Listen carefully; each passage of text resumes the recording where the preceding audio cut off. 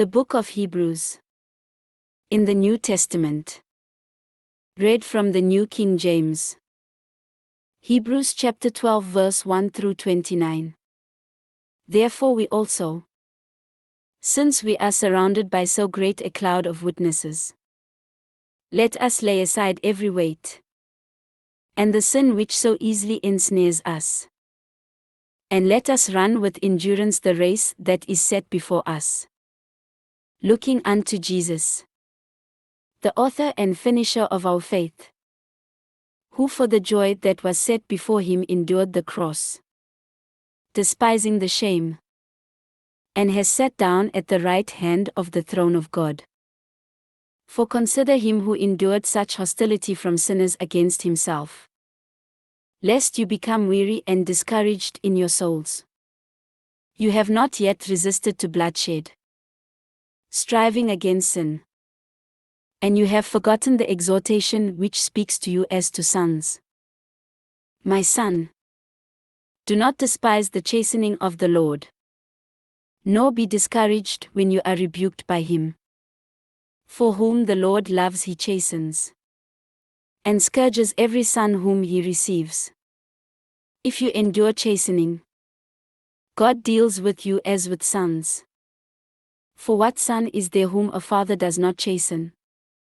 But if you are without chastening, of which all have become partakers, then you are illegitimate and not sons. Furthermore, we have had human fathers who corrected us, and we paid them respect. Shall we not much more readily be in subjection to the Father of spirits and live? For they indeed for a few days chasten us as seemed best to them, but he for our profit, that we may be partakers of his holiness. Now no chastening seems to be joyful for the present, but painful. Nevertheless, afterward it yields the peaceable fruit of righteousness to those who have been trained by it. Therefore strengthen the hands which hang down, and the feeble knees, and make straight paths for your feet, so that what is lame may not be dislocated, but rather be healed. Pursue peace with all people, and holiness, without which no one will see the Lord. Looking carefully lest anyone fall short of the grace of God, lest any root of bitterness springing up cause trouble, and by this many become defiled. Lest there be any fornicator or profane person like Esau, who for one morsel of food sold his birthright. For you know that afterward, when he wanted to inherit the blessing, he was rejected, for he found no place for repentance, though he sought it diligently with tears. For you have not come to the mountain that may be touched and that burned with fire, and to blackness and darkness and tempest, and the sound of a trumpet and the voice of words, so that those who heard it begged that the word should not be spoken to them any more, for they could not endure what was commanded. And if so much as a beast touches the mountain, it shall be stoned or shot with an arrow. And so terrifying was the sight that Moses said, I am exceedingly afraid and trembling.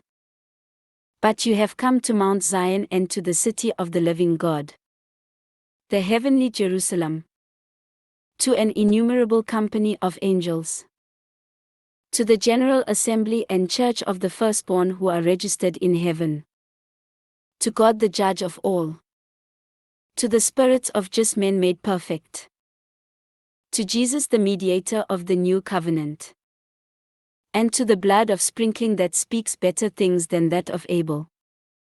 See that you do not refuse him who speaks. For if they did not escape who refused him who spoke on earth, much more shall we not escape if we turn away from him who speaks from heaven, whose voice then shook the earth.